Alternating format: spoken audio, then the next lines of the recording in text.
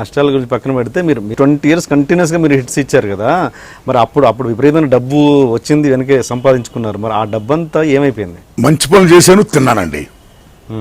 మంచి పనులు చేశాను, తిన్నాను. ముఖ్యంగా విద్య, వైద్య, పీపుల్స్ కమ్యూనిటీ హాల్స్, బోరింగ్స్ ఓకే చాలా చోట్ల నేను నిర్మించా. ఇక్కడ నా ఊరు పేరు ఉండదండి. ఓకే, నాకు తృప్తి ఉంది సార్.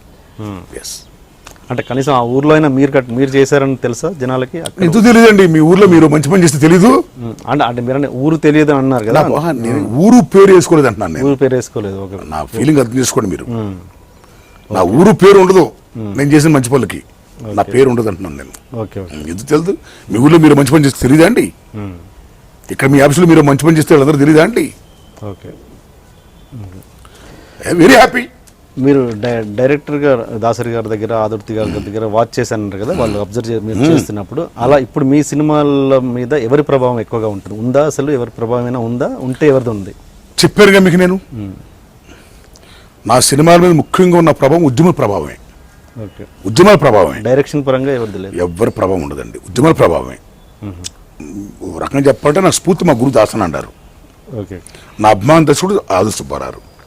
మీ సినిమాలకి మీరు స్టోరీ రచన, డైలాగ్స్, మ్యూజిక్, ఎడిటింగ్ ఇవన్నీ వేసుకుంటున్నారు కదా.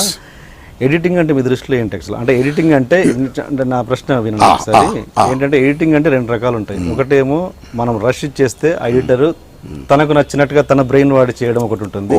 రెండోదేమో డైరెక్టర్ చెప్పినట్టుగా తను చేయడం ఉంటుంది, తన బ్రెయిన్ ఏం వాడకుండా. మీరు ఏ type editor? Brother, first of all నా సినిమా కార్డు మీద నేను ఏ పేరు వేసుకున్నా సరే, దాన్ని నేను అర్హుడిని నేను చేస్తేనే నా పేరు వేసుకుంటా. నేను చేయకుండా నా పేరు వేసుకున్నంత కుసంస్కారం కాను. ఎవడ క్రెడిట్ వాడికి ఇస్తాను నేను. హీరో కృష్ణ గారు సింహాసనం అనే సినిమా తీసినప్పుడు ఆయనే ఎడిటర్, తెలుసా మీకు సంగతి? తెలుసు. కానీ ఆయన ఏం నెగిటివ్ కటింగ్ చేయలే. ఆయనేమి చేయలేదు, నెగిటివ్ కటింగ్ చేయలే. రాజ్ కపూర్ తన సినిమాలకి ఎడిటర్ అని పేరు వేసుకుంటారు, తెలుసా మీకు? ఆయనేమి నెగిటివ్ కటింగ్ చేయలే. I'm like Raj Kapoor, I'm like hero Krishna. నాకేం కావాలో, ఏ ఫ్రేమ్ ఎక్కడ ఉండాలో, ఎలా స్క్రీన్ ప్లే ఉండాలో, దేని ఎక్కడ కట్ చేయాలో, ఎంత లెంగ్త్ ఉండాలో మొత్తంతో నేను చెప్పి చేయించుకుంటా. ఆపరేటర్స్ దాన్ని ఆపరేట్ చేస్తారు, నాకు ఆపరేషన్ చేత కాదు, చెప్పి చేయించుకుంటారు. మీ సినిమా వరకు ఆపరేటర్స్ ఉంటారండి, వాళ్ళ పేరు వాళ్ళు వేస్తారు స్క్రీన్ మీద. ఐఎమ్ ఎడిటర్, నేను చెప్పింది చేయాలి. అక్కడ ఏ షాట్ లెంగ్త్ ఎక్కడ, దేని ఆడుతుంది, దేని మొత్తంతో నేనే చెప్పి చేస్తాను. అయితే నా పేరు ఏం తీసుకుంటారండి. అండ్ మ్యూజిక్ విషయానికి వస్తే, మీరు తీసుకునే పాటలన్నీ ఎక్కడో ప్రజా కవులు రాసిన పాటలు. మరి మీరు ఈ దండకారణ్యం కూడా చూసాను, సంగీతం బ్రహ్మాండం. అది ఎలా? చాలా మంచి ప్రశ్న వేశారు మీరు, చాలా మంచి ప్రశ్న వేశారు. చూడు నరసింహ గారు, నేనే కాదు, నాలాంటి సినిమాలు ఎవరు తీసినా సరే ఉద్యమ నేపథ్యంలో ఉంటాయి. ఎక్కడో సమస్య జరుగుతుంది, ఆ సమస్య ఉత్పన్నం అయినప్పుడు అనేక మంది దానికి వ్యతిరేకంగా సమస్యను క్లియర్ చేయడం కోసం పోరాటం చేస్తారు. ఆ పోరాటంలో త్యాగాలు ఉంటాయి, విజయాలు ఉంటాయి, ఫెయిల్యూర్స్ ఉంటాయి, మళ్ళీ విజయాలు ఉంటాయి, సెంటిమెంట్స్, ఎమోషన్స్ అనేక ఉంటాయి. ఆ టైంలోనే అక్కడ పాటలు కూడా పుడతాయి. ప్రజాకవులు పాటలు రాస్తారు. అమోఘమైన జన బాహుళ్యంలో పాట ఉంది, జనం పాట, అమోఘమైన ఫోక్ సంపద ఉంది. ఆ ప్రజాకవులు ఆ ఫోక్ సంపద తీసుకొని వాళ్ళు బ్రహ్మాండంగా బాణీ కడతారు, పాడతారు, పాపులర్ చేస్తారు. ఆ నేపథ్యంలో మేము సినిమాలు తీసినప్పుడు ఆ పాటలు మేము పెట్టుకుంటాం. ఇలాంటి దశలో నేనే కాదు, ఇలాంటి సినిమాలు ఎవరు తీసానని చెప్పాను మీకు. ఇప్పుడు మాదాల రంగారావు సినిమాలకి చక్రవర్తి గారు మ్యూజిక్ చేశారండి. చాలామంది ప్రజాకౌలు పాటలు అందులో ఉన్నాయి. మరి చక్రవర్తి గారి పేరు ఎందుకు పడ్డదండి? Catch point. అలాగే నా సినిమాలకి చాలామంది గొప్ప గొప్ప సంగీత దర్శకులు పనిచేశారండి. సత్యం గారు కానీ, జీవి రాఘుల్ గారు కానీ, వందమ్మ శ్రీనివాస్ గారు కానీ, షేక్ మామ గారు కానీ చాలామంది పనిచేశారండి. మరి నా సినిమాలు మ్యాక్సిమం కూడా నేను ఎక్కడో ప్రజల పాటలే ఏరుకొని తెచ్చుకొని పెట్టుకుంటా. అదే బాణీలు సినిమాటిక్గా వాళ్ళు సంగీతం చేస్తారు కాబట్టి, రికార్డింగ్ చేస్తారు కాబట్టి వాళ్ళ పేర్లు వేసుకుంటామండి. అలా నేను కూడా ఎప్పుడైతే నా సంగీత దర్శకులు బిజీ అయ్యారో, సంగీతం మీద నాకు ఒక పరిజ్ఞానం ఉంది కాబట్టి, నేను అనుభవం ఉంది కాబట్టి, ముఖ్యంగా బాణీలు కట్టేది ఇది చేసేది జనం నుంచి తీసుకుంటున్నాం కాబట్టి, ఆ ప్రజాకౌలు తీసుకుంటున్నాం కాబట్టి, దాన్ని సినిమాటిక్ చేస్తూ సినిమాటిక్ రికార్డింగ్ చేస్తూ మొత్తం నేను నా కండక్టర్ని పట్టుకుని నేను చేయించుకుంటాను కాబట్టి నా పేరు వేసుకుంటా. ఇక్కడ సంగీతం అంటే బ్రదర్ గుర్తుపెట్టుకోండి, సంగీతం ఒక సొత్తు కాదు. సంగీతం అనేది ప్రపంచ ప్రకృతితో ఇమిడిపడి ఉంది. ఉరుమునప్పుడు, మేఘం వర్షించినప్పుడు, ఎక్కడో పైనుంచి కొండ బండ పడుతుంది కిందకి, దడ దడ దడ దడ దడ. అందులో గొప్ప సంగీతం ఉంది, మీకు గొప్ప లయ ఉంది, గొప్ప తాళం ఉంది, అందులో గొప్ప శృతి ఉంది అందులో. అదే టైంలో ఊరుగాలి అనిపిస్తుంది, గొప్ప సంగీతం ఉంది అందులో. ఓ లేగదోడ అమోఘంగా టక్ టక్ టక్ టక్ గెంతుతుంది, గొప్ప లయ ఉంది, గొప్ప రసం ఉంది అందులో. ఓ కోకిలమ్మ కౌంటర్ గొప్ప మ్యూజిక్ ఉంది. ప్రపంచమే సంగీతమయం.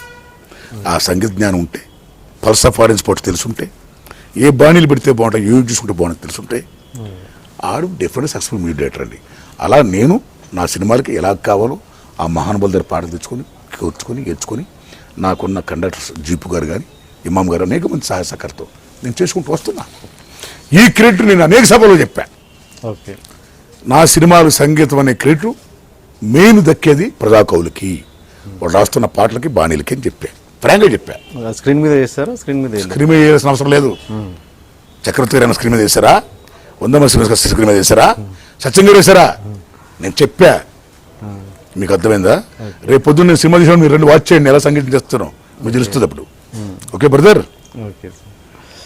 అంటే చక్రవర్తి గారు చేశారని మీరు చేశారు, చక్రవర్తి గారి గురించి ఈ మహానుభావులతో మన కంపెనీ వద్దమ్మా, మీరు అడిగిన సమాజం చెప్తున్నా. ఓకే, జనారే జనకు జనారే, ఇది వంగపోని గారు బాణి పాట, చక్రవర్తి గారు మ్యూజిక్ వచ్చింది. అలాగే నేసారు ఆయన.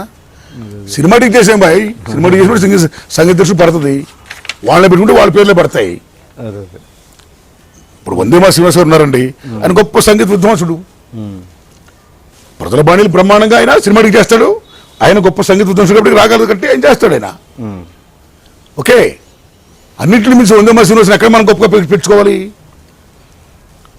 కొన్ని పాటలు శంకులో బోస్తుగా తీర్థం కావాలంటూ ఇలాంటి పాటలకి మన తెలుగు సినిమా ఇండస్ట్రీలో వందేమా శ్రీనివాస్ గొప్ప singer. Is like Mahendra Kapoor, is like Bhupen Hazarika.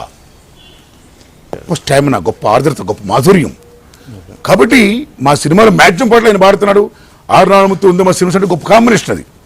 నాకు ఎస్పి బాలసుబ్రహ్మణ్యం గారు పాడారు, జ్యేష్ఠాస్ గారు పాడారు, ఎందరో మహానుభావులు పాడారు. మ్యాక్సిమం సినిమాలు వందేమా శ్రీనివాస్ నాకు పాడుతున్నారు. ఇప్పుడు ఈ సినిమాలో కూడా దండకారణలో కూడా 4 పాటలు పాడాడు, బ్రహ్మాండంగా పాడాడు.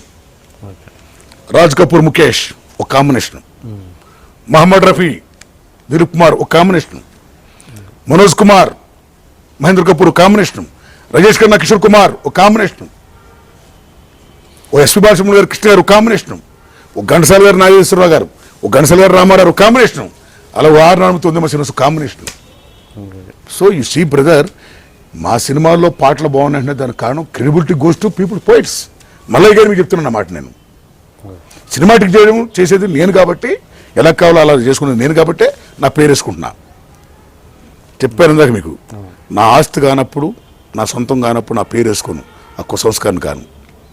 కాబట్టి మీకు if you want to watch my film making, you come and watch. అప్పుడు నానమూర్తి అంటే మీకు తెలుస్తుంది. ఓకే, మళ్ళీ వందే మాతరం గారు మీరు ఆయన మ్యూజిక్లో మీ కాంబినేషన్ మళ్ళీ రిపీట్ అయ్యే ఛాన్స్ ఉందంటారా? యూ సీ బ్రదర్, నేను బయట సినిమాలు చేస్తే నాకు నచ్చితే డెఫినెట్గా వందేమా సినిమా చేస్తాను మ్యూజిక్. నా సినిమాలు చేసుకుంటే నేను చేసుకుంటా. సీను ఇప్పుడు నాకు బ్రహ్మాండ బాటలా, గ్రేట్ సింగర్ అని చెప్పట్లా, గ్రేట్ మ్యూజిక్ అని చెప్పట్లా. మన తెలుగు సినిమా ఇండస్ట్రీలో ఇవాళ ఇద్దరు మ్యూజిక్ దర్శకులు చాలా గొప్పవాళ్ళు, అందరూ గొప్పవాళ్ళేనండి. ఇప్పుడున్న వాళ్ళల్లో అన్ని రకాలుగా వాళ్ళు మ్యూజిక్ కట్టగలరు, పాడగలరు. ఒకడు వందేమా శ్రీనివాస్, 2 కీరవాణి గారు. వాళ్ళు పాడగలరు, మ్యూజిక్ కట్టగలరండి. అంటే వందేమా శ్రీనివాస్ నాకు బ్రహ్మాండంగా పాడుతున్నారు, బ్రహ్మాండంగా పాటలు అవుతున్నాయండి. మీరు ఇప్పుడు వస్తున్న జనరేషన్ సినిమాలు మీరు చూస్తుంటారా? యూసీ బ్రదర్, చాలా మంచి సినిమాలని 10 మంది మీలో చెప్తాను, తప్పకుండా పడతానన్న. నేను రీసెంట్గా చూసిన సినిమా కంచె అండి. కృషి గారి సినిమా కంచె నాకు చాలా బాగుందండి, చాలా బాగుంది. Hats up to the director and writer.